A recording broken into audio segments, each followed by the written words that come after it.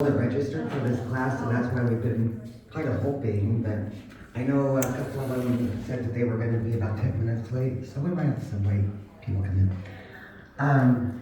I did not know the layout of this room, so I asked Beth if she could get a microphone, and she did a great job. Do you want me to try it without, and then you guys can tell me if we need it? Yeah, that's fine.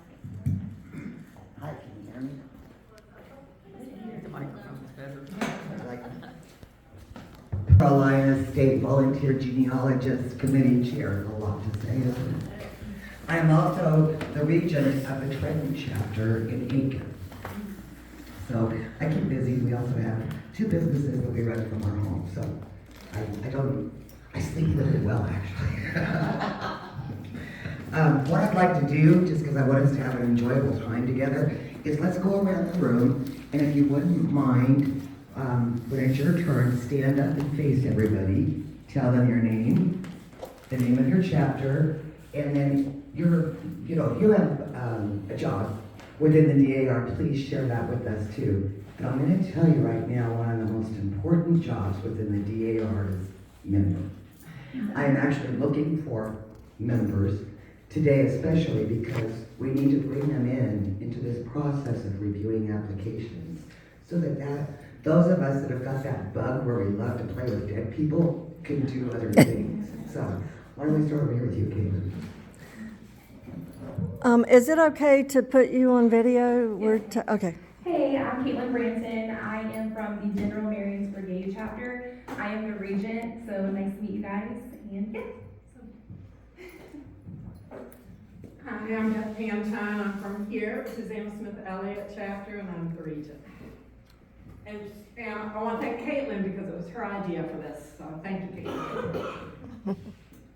I'm Janine Whiteman, officially from the Atlanta chapter, but now living in Summerville and an associate member of the Susan Smith member. I'm Cheryl Plifka, and I'm part of the General Marines Brigade chapter, and I'm the treasurer.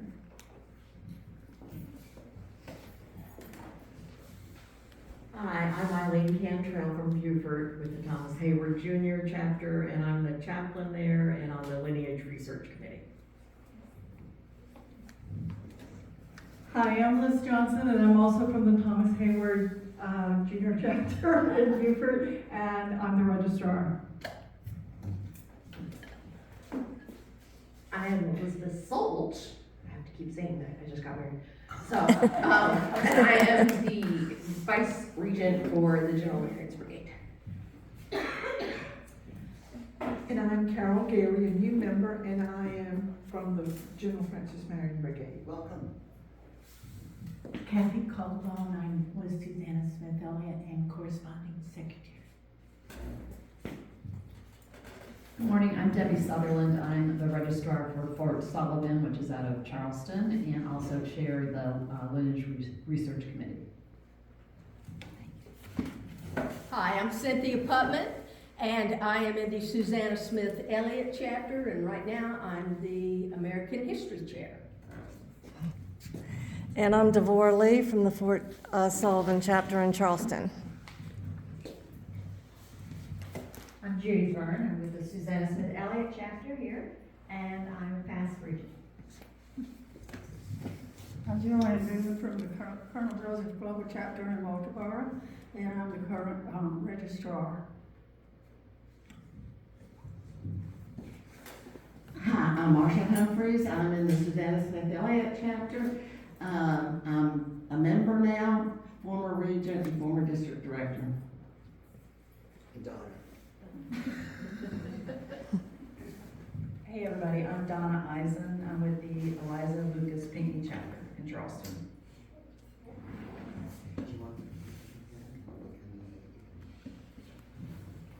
Donna's offered to help me today as far as getting you guys all checked in.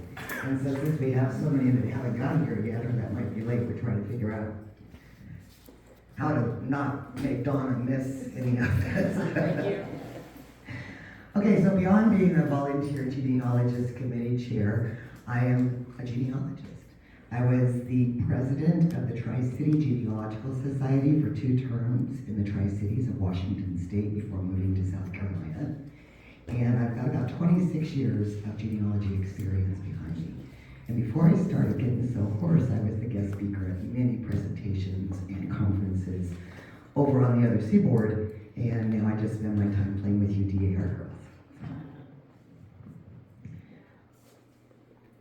The purpose of this workshop is that a new application form was released just this month.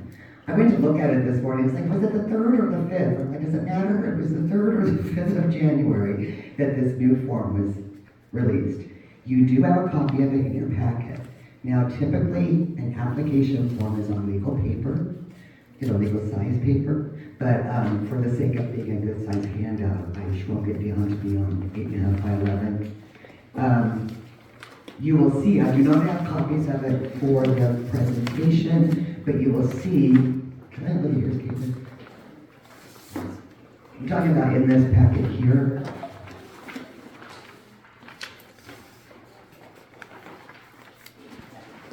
It's about the 5th page in. It looks like this. And at the very bottom, you will see there's endorsed by, which is what we've had before, but then right above that, there's reviewed by, and that's what the big change is in this application. Is everybody finding it? And so that's a kick off for this workshop, and this will be the 4th time I've given it. I've got one other day with 2 sessions and then another group coming up. So I really have a desire to get this information out to the whole state.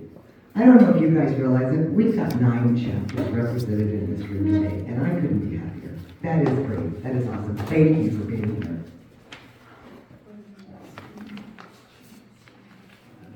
The other things in your packet is the first couple of pages are from the Genealogical Guidelines Part 2. That's directly out of our Bible when it comes to how to put together applications. And it shows you where the basis, where all the information comes from that created this presentation. I want you to be able to refer to it today during the working session, but also later on when you're actually working on applications or application review. Then the next couple of pages is a citation worksheet. National has gotten pretty sticky on doing proper these files in the room for those people that know how crazy it's getting with citations. They're really getting to be sticklers as far as making sure they're written correctly. There are thousands of applications being turned back because the citations are not being written correctly. So there's your cheat sheet, and it's a good one, and it's online. If you want an electronic copy of it and you can't find it on the new remastered website, let me know. I don't mind sending it to you. This is good information to share. And then the next pages are the application. And then, you see I killed trees for this. Can you see that? Okay. Here's another thing that's kind of important is DAR, reviewer checklist, and confidentiality acknowledgement form. Everybody that reviews an application is supposed to check this. I will tell you, they've got some revising they need to do on it, but you need to be aware of this form. The people I'm having do revisions, I'm saying, I don't care if you check off anything, but I need you to say that you're gonna keep this stuff confidential. And that's on the back, you sign off. This is what you give the person who is putting together the application, typically the registrar. They hold on to it. It is not submitted. It is just for our own records. And then the last is just a little article from the DAR Genealogy Gems on how to walk an application. Read that in your surgeon. So that's the handout, just you guys. So we're going to be discussing the parts of an application today. Then we're going to have a little short presentation on what are verification marks and how can they help us. Then we're going to actually sit down with the packets that you've been given and play with these verification marks. Then you're going to be given the verified application. So you can check off and see how you did or what the genie did when these applications were verified. Is there anyone in the room that doesn't know what verified means? If I need to explain that, please let me know. Okay. Thank you. I told you I like GP. Okay, so you put all this hard work into putting together an application, and then you send it to National. National has, I've heard various numbers, but many national genealogists. Those of us in this room, and those of us that hang out with other people like us in this room, like to call those women or men genies. So the national genealogists are genies. When they go through and they check your work, they are trying to verify the lineage to see if the person can join or acquire an additional supplemental patriot. So that's when we're talking about the applications being verified. It's them going through and verifying the correctness of that application. So you will get a verified application. Each one of these applications, and there's one supplemental, there's 6 different ones, were verified without an AIR, other people call it an error, which stands for additional information requested. So they all went through without a hiccup, if you will. Every one of them has errors in it, but you know what, we're all human. So you'll be able to see, even though there are mistakes, how the genies deal with that. Okay, the game rules are that you have signed off for these applications. I need to make sure I get them back. I don't care, you could, Devorah said, can I report this? Absolutely. You know, can I take pictures? Please do. I would like to have a group picture before we leave. You know, you could do any of that except for the papers.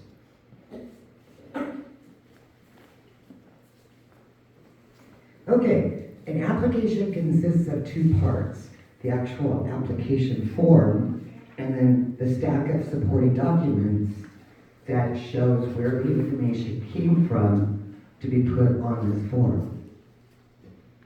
And you can look along in your handout if you'd like at the new application page. What was it, the 5th one down? So page 1, it doesn't all get verified. It's just the information. It's the way that the woman wants her name on her DAR certificate. They don't need documentation to show that that's accurate. That's what she wants. It's the name of the patriot. If a woman wants her patriot's name spelled differently than what the DAR GRS has, she can actually ask for it right there. For instance, in this one, the revolutionary ancestor is William Lee, which you can see right here. But let's say I wanted to have it spelled L-E-Y instead of L-E-A, or L-E-E instead of L-E. That's where I can put it. So none of this is, it's all for building the file about the applicant. Does that make sense? At the bottom of that form, and you'll see, like I said, I don't have it here, but it's where they've got the, who reviewed this application. Now, they don't have to sign it, but you do have to put their national number and name in there. It used to be, this endorsed in handwriting is still on there. There are still some chapters in the DAR throughout the country and beyond that vet members and decide whether they're allowed or not according to their own chapter bylaws. And so the DAR still had to have that on there for them. I don't think many of us in South Carolina do that. I know the Trenton chapter is like, no, come on. Application page 2 is where all the business is. What this is all of the birth, death, and marriage, if known, information about one generation leading to another generation, and so forth and so on until they get to the patriot. So this is the heart of the application.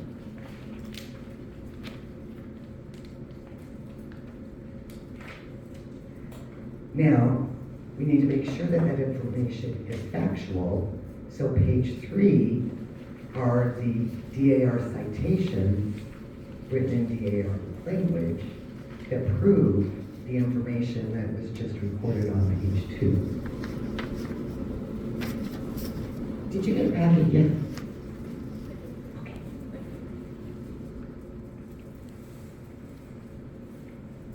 And just like page 1 is all about the person here now, page 4 is all about the patriot, their service, their birth, their death, And then at the bottom, and it's optional, and not really, I haven't seen too many applications that do it, but listing all of the Patriots' children and who they married.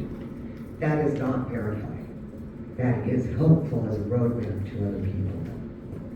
And then they've got a little bit of a workbox for themselves, you know, at national, as far as just signing off on what day it was verified on that. Okay. I have a question. Yes. Why would they have this section considering, like, you have to fill that out? Okay. Sorry, what was your name? Liz. So Liz's question is, why do they have this optional section at the bottom of page 4 when you've already got to fill everything out on page 2? Page 2 is mother and father, 2-person, 2-spouse, 2-child, just those direct lines, or, you know, direct parents and child relationships going all the way back. This is if they have more. No, this is about the Patriot. Oh. So this is my revolutionary ancestor, or the Patriot, was married to this woman out on this date at this place. And there's 4 lines there in case. And then below that is, here are their children. So it's all about the Patriot's family, not about the descendants of the Patriot. Does that help? But to get to Patriot, don't you have to have their descendant? So. Just 1 line. Okay, so this is if they have more than the descendant, you're. Usually a Patriot had many children, Yeah. and so that's just the Patriot's family. Okay. Susan, if Yeah. you list other children there, obviously you've proven the 1 child from the Patriot, but if you list other children there, do you have to submit supporting documentation? Marcia asked, do you have to give supporting documentation if you list the other children of the Patriot? No. They have listed their optional. They are allowing you to just help further the work of other people. Okay. So that's just, and it's good to look at if you get an opportunity to look at verified applications, but pretty much only if you're looking for a child of the Patriot, because that's all that's listed.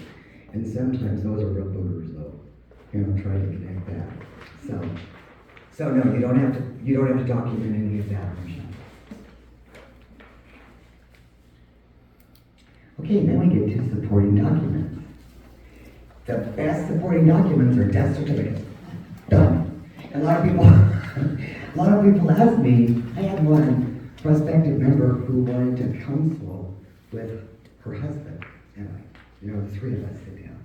I'm like, sure. We had an ice cream social, and the 3 of us tucked away in the corner, and he's like, why do you need the death certificate? And I'm like, well, because it's a picture of a person's life.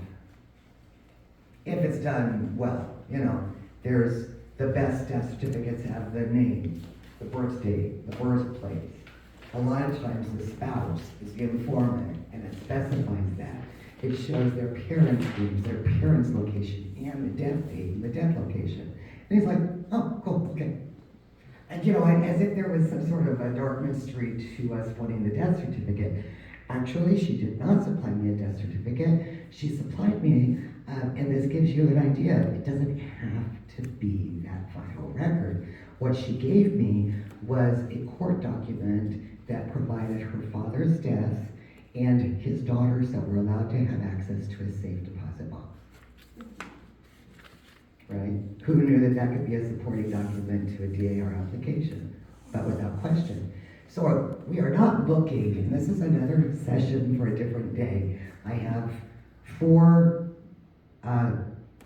presentations about getting to know what the genies want you to know, and one of them is about supporting documents. Another one is what to do when you've got conflicting information from supporting documents. I'm just going to lay it on the table here, however, with this example that you do not have to have a death certificate. You can get an obituary, you can get a lot of other, like a court document, but they like those death certificates, so those are the ones that make them happy. But there's others, like here's a copy of a World War II draft registration card. And on here you can see that it gives his date of birth, his place of birth, and his wife's name. Here's an obituary. Some are really bad, Some are really good, and that's one of the reasons I like obituaries, is because they all have their own unique personality. But if it's got the right information, that might be enough. Census records do give us a lot of information and pictures of the family group together.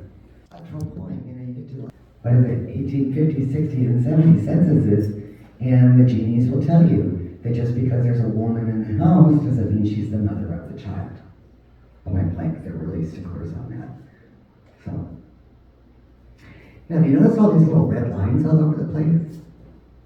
These are important when it comes to supporting documents because it helps the genie be able to go directly to where she or he needs to go in order to get the information that's on the application. Instead of them spending time and strain over everything, they don't need the educational experience of reading every document that comes their way. And so if you put a red line underneath that bit that they need to see, then they can jump to that and say, yes, I see it, and go on. Now, I will say also about redlining, only underline in red what is on the application. But if it's on the application, underline it in red. So you don't underline the appearance of a spouse who you're not going through their line on like a death certificate. You would only underline that information about that death certificate that's going to be hit in the application. Any questions? Could you repeat that? Okay. Only underline on the supporting documents what hits the application, or what information is extracted from that to go on to the application. You're not redlining the application? No. No. Just the supporting documents as far as, so if there's other information on that document, it's confusing, it's not important. And you can have however many documents you need in order to get the information for an application. It's okay, underline everything that's on the application. If you've got two documents that have the same information, say a marriage record with the parents of the bride and then a death certificate, do you underline it on both or only on one? Liz wants to know if you've got same information on two different documents, but you need both documents for other aspects, like a marriage certificate and a death certificate, do you underline it only on one or both? You would underline it on both. Even if it conflicts, because these genies, they're pretty smart. And they can understand it's not your fault that the information conflicts, and they can work that out. Okay, so like we're saying, everything from supporting documents that is reflected on the application form needs to be underlined in red.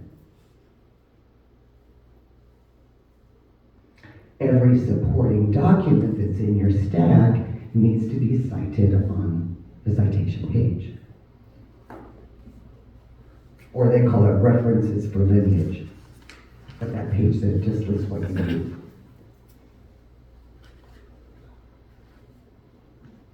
Okay,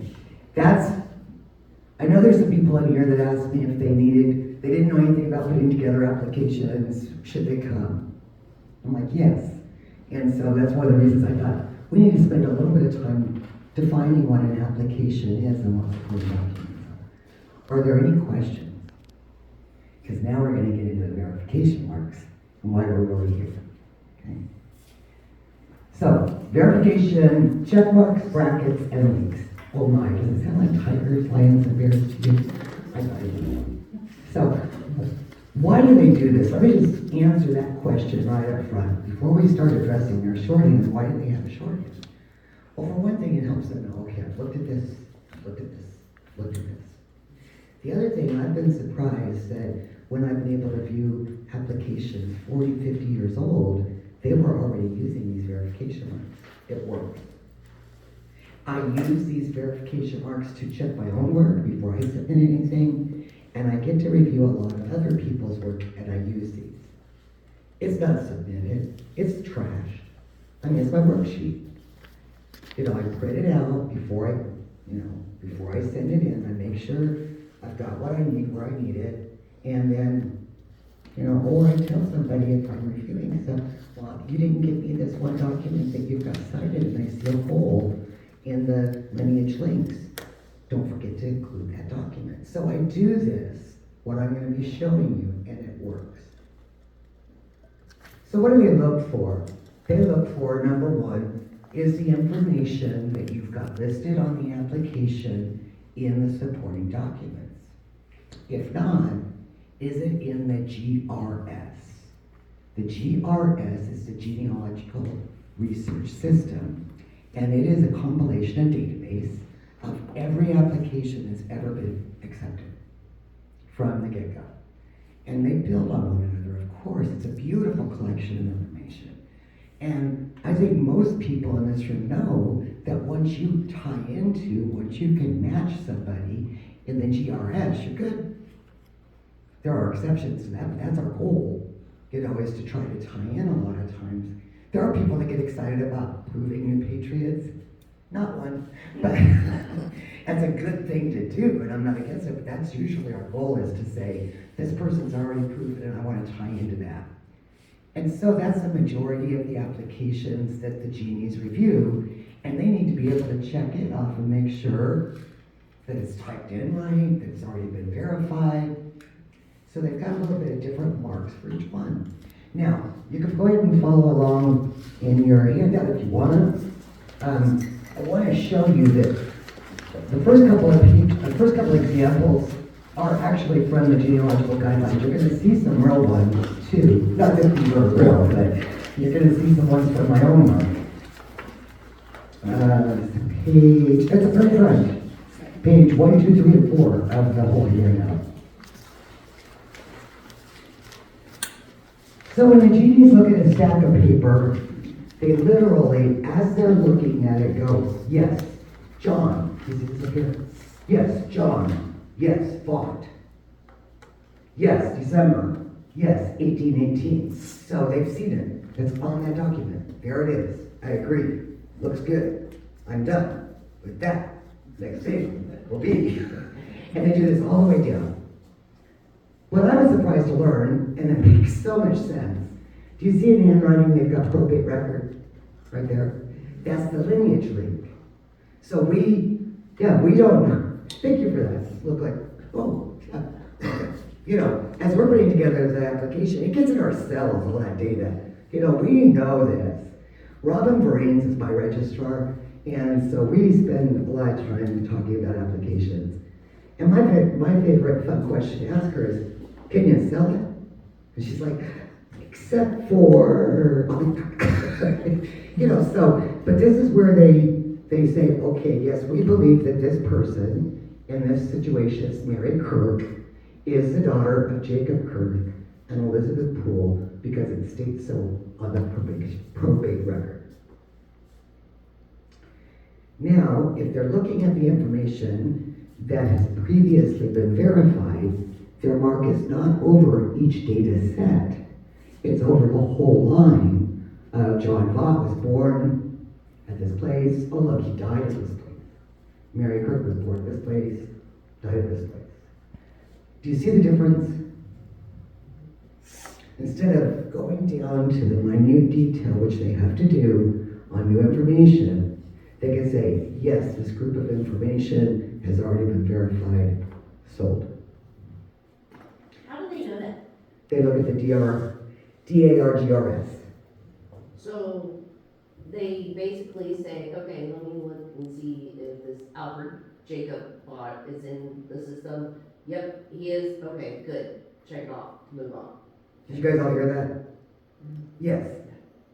So is the 8 and the 0, it's in generation 8? No, but that's a really good question. What that 8 means is, remember, the probate record was the lineage link between the two generations.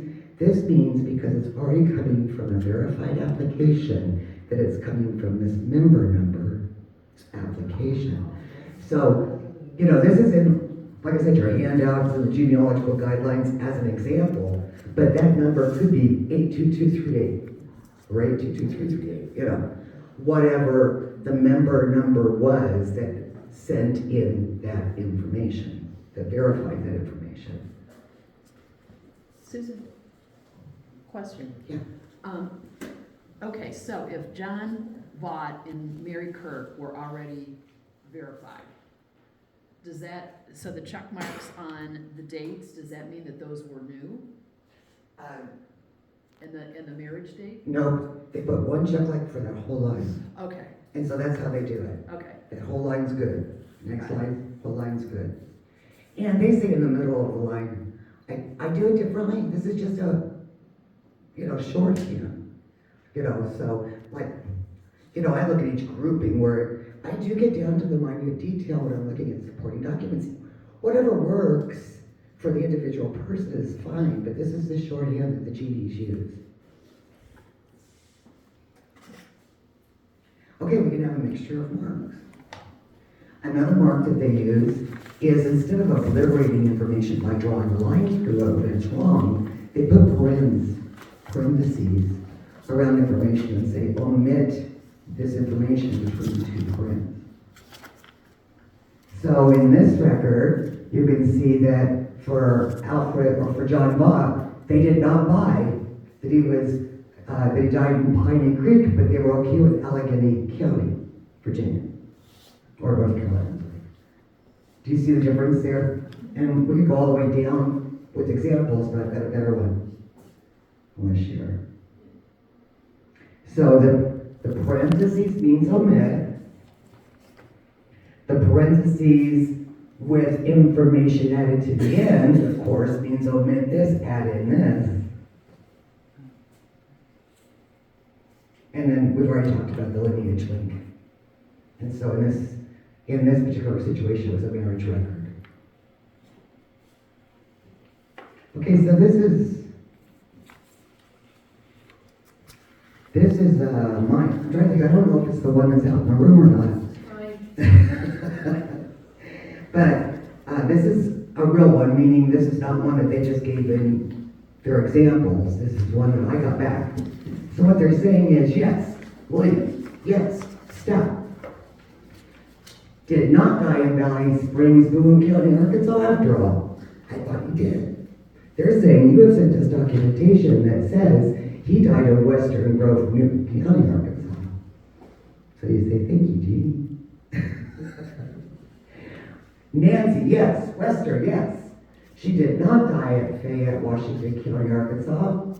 She was still living in the 1900 census in Boone County, Arkansas. So they didn't buy my documentation for the death of her. But they said, we think she's dead.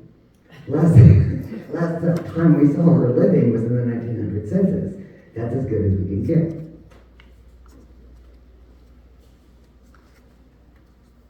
Susan, did they throw that back to you? It was verified. Okay. Without an AIR or error letter. Okay, so the same thing with the dates. No, Susan, we do not believe that he was born May 1815, but we'll buy circa 1817. We agree with you that he did die on January 1st, 1898, but the rest of your dates we're just going to change them for you. But they did. Now I will tell you, Marcia, they have become more sticklers. These applications that are out in the room are all about 3 years old. I still think, people are kind of down on Jeannie's a lot because they have had to get stricter. And I appreciate that. We are one of the best reputation lineage societies in the United States of America. I don't have a problem trying to keep that bar high for us. Yes, we have to work a little harder maybe than we used to, but there are things that are changing all the time. When I became a member about 12 years ago, they were still allowing county history books. If you could find out a story about your family, it was good. Well, shortly after I joined is when they changed that. So, like anything in life, in order to keep that bar high, it has to keep moving because of all the technology and the access to records that we have. So, say you have a daughter who wants to join.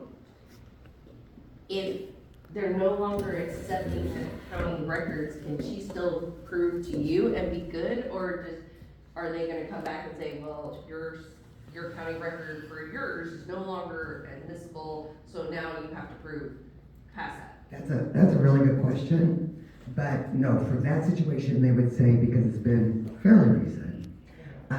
However, you get back to tying into, let's say, a DAR member's application that's less than 100,000, and they're gonna go, it's a good roadmap. Yeah, because a lot of times back then, all they had to do is write it down because mommy said so. You know, so their citations were very absent. So, like I said, it's a good roadmap. So now they're coming back basically and saying, even though the person was verified 100 years ago, you gotta do it again. Okay. Yeah, but like I said, you've got an excellent roadmap to what you need to prove. But yeah, good question.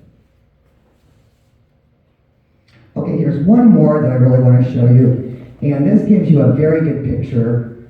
This is one of the members of my chapters.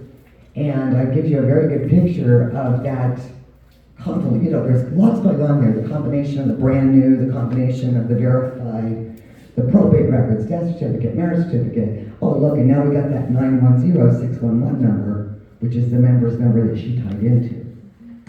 The really nice thing about this example are these little itty bitty marks, the little dashes. When you use Build an App, those dashes populate automatically. Don't worry about the dashes. Leave the dashes alone. Allow them to be there. Do not put it in the end. I know when my first time of being registrar back in Washington State, my regent said, oh, they're really concerned you have put dashes everywhere. So I went through painstakingly and made sure every day had a dash in it. No. What the dashes tell the genies is that built-in app was used to create this application. Can you destroy it? The little dashes? Yes, don't. It's, again, part of their shorthand to let them know where it was generated from. So if you've got a build-in app with the dashes, and, you know, it says, let's put it this way, I've got new information because it's old and I've got good stuff. Do I take the dashes out where I put the new information in? I would. Yeah. If you're gonna take care of those dashes, you gotta make sure you know what you're doing. And in that situation, if you are updating information, yeah, because that did not come from building app. It didn't come from building app. Okay, so let's wrap this up. Always use build-in app whenever possible. If you can tie into anything in the GRS, the Genealogical Research System, use build-in app. And always reference the most recent application for each generation. So that might mean you've got this straight line going to this Patriot. But then when you go and you look, and you need to for every generation, you've got this guy who's listed more recently than this most recent Patriot with his second wife going into the line. For him, you need to go pick up that application. The reason being is that all of this data, as we put in all these applications, builds. And just like you were saying, I think it's more correct and we get more information. And so if you use the most recent for every person, every generation on that application, there's a better chance of accuracy. The genies are going to be looking at that. And how do you find, so you've got an app with like eight generations, and 4 of them populate from built-in apps, and the rest are new. How do you determine in each generation what is the newest app? Because it's going to be switching. Go ahead and search for them. Search for each of those couples' names, you know, and then go through and you look confused. So you're going through the descendants database to look for that name? Is that what we're doing? Yeah. And then there was a really good article written in the last Genealogical Gems about how to find out what the most, did you see it? I saw it, I read it, it did not help a lot. And you know what? When I read it, I didn't think it helped either. But then I went out and not right away, but the next time I was in the GRS, I was like, wait a minute. That article said, oh! So, look at it again that way. Because that's what I know I'm doing wrong. And again, like I said, there are mistakes on all of these applications that are in front of you. Just because you're doing that wrong doesn't mean they're going to throw it back. Because remember, if you want to play with the genes, you gotta play by their rules. It's one of my slogans. Okay, and just I wanted to bring this to your attention, which I've already talked about, how important the citation reference page is. And even after this workshop, you guys, I am the Volunteer Genealogist Committee Chair for the state. If you have any questions, reach out to me. My heart this year is training. Training. We need a lot of training. I want to be there to answer questions. So, yeah. I have one about Build an App. When you use Build an App and it populates, are those the most recent? Do you still have to check those? That's kind of what Liz was saying. It's like, You do have, still have to check those. I would. You know, it takes such little time. You know. Susan, just a comment about build an app, because I use it a lot. Double check how it populates, because sometimes it drops things out. Like you'll find the marriage date but not the location, even though it's there. It shows on the GRS. Yep. Okay. So, Doesn't hurt. yeah, just double check it. Well, and see, isn't this a perfect reason why having reviewers will help us? Is if it does drop off, hopefully somebody else will catch it. Yeah. So that's good. Okay, go ahead and open up your packets. Does that feel like, open the envelope, please? And so this is exactly how, other than signatures and checks, the genies would be receiving an application. These are the same envelopes that I've used to mail all kinds of them, exactly like this. So